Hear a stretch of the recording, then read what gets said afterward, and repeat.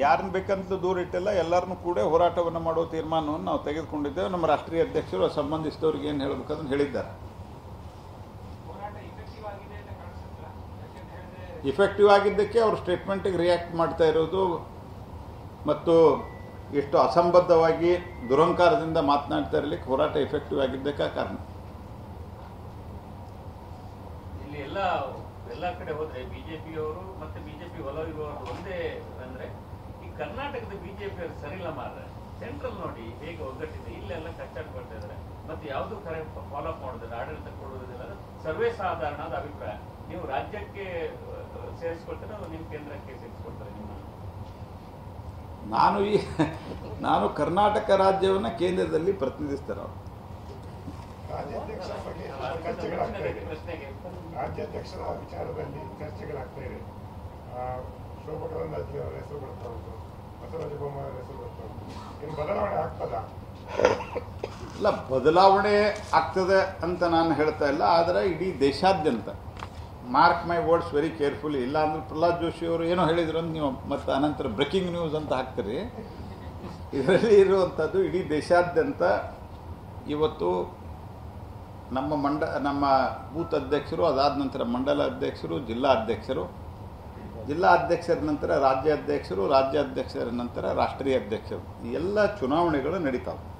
ಈ ಚುನಾವಣೆ ನಡೆಯುವಂಥ ಇದೊಂದು ಪ್ರೋಸೆಸ್ ಇದೆ. ಈ ಪ್ರೋಸೆಸ್ಸು ಕರ್ನಾಟಕದಲ್ಲಿಯೂ ಆಗ್ತದೆ.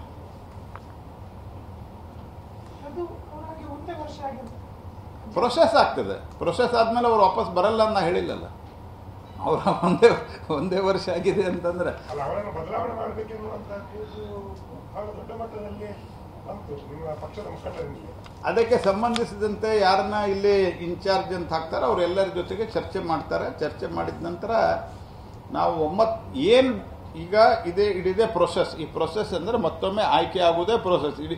ಈಗ ಇತ್ತೀಚೆಗೆ ಕೆಲವರು ಒಂದು 4-5-6 ತಿಂಗಳ ಹಿಂದೆ ಕೆಲವು ರಾಜ್ಯಗಳಿಗೆ ಅಪಾಯಿಂಟ್ ಮಾಡಿ, ಅಲ್ಲಿಯೂ ಪ್ರೊಸೆಸ್ ಆಗುತ್ತೆ, ಇಲ್ಲಿಯೂ ಪ್ರೊಸೆಸ್ ಆಗುತ್ತೆ.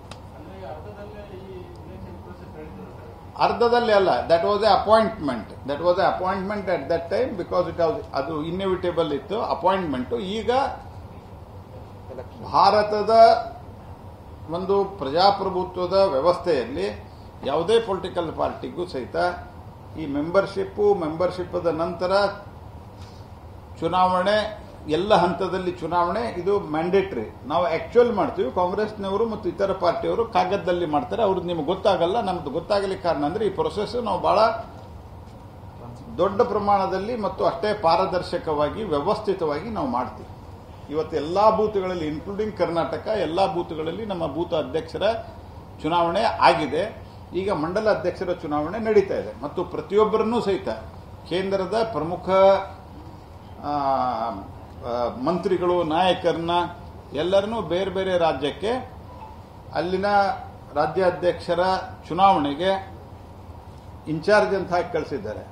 ಅಂದರೆ ನಾನೀಗ ನಂದು ಹೇಳ್ತಾ ಇಲ್ಲ. ಉದಾಹರಣೆಗೆ ನಾನು ಕೇರಳ ರಾಜ್ಯದ ಇನ್ಚಾರ್ಜ್ ಇದ್ದೀನಿ. ಕೇರಳ ರಾಜ್ಯದ ಚುನಾವಣೆಯನ್ನು ನಡೆಸುವಂತ ಜವಾಬ್ದಾರಿ, ರಾಜ್ಯಾಧ್ಯಕ್ಷರ ಚುನಾವಣೆ ನಡೆಸುವ ಜವಾಬ್ದಾರಿ ಇದೆ. ಇಲ್ಲಿಯೂ ಯಾರಿಗೂ ಹಾಕಿದಾರಲ್ಲ, ಶಿವರಾಜ್ ಸಿಂಗ್ ಚೌಹಾಣ್ ಅವರು ಕರ್ನಾಟಕ ರಾಜ್ಯದ ಚುನಾವಣೆಯನ್ನು ನಡೆಸಲಿಕ್ಕೆ ಬರ್ತಾರೆ. ದೇರ್ ಇಸ್ ನೋ ಬಿಕ್ಕಟ್ಟು. ಚರ್ಚೆಗಳಾಗ್ತಿತ್ತಲ್ಲ, ನಿಮ್ಮ ಪಕ್ಷದ ಮುಖಂಡ ಚರ್ಚೆಗಳಾಗ್ತಿತ್ತು, ಅದನ್ನು ಸರಿಪಡಿಸಲಿಕ್ಕೆ ನೀವೇನಾದರೂ ಪ್ರಯತ್ನ ಪಡ್ತೀರಾ? ಪಾರ್ಟಿಯಲ್ಲಿ ಒಂದು ಮೆಕ್ಯಾನಿಸಮ್ ಇದೆ. ಆ ಮೆಕ್ಯಾನಿಸಮ್ದಲ್ಲಿ ಎಲ್ಲ ಪ್ರಯತ್ನಗಳು ನಡೀತಾನೆ ಇರ್ತದೆ. ಆ ಕೆಲವು ಸರ್ತೆ ರಿಸಲ್ಟ್ ಡಿಲೇ ಆಗ್ತದೆ. But I am quite confident there will be a positive result. Thank you.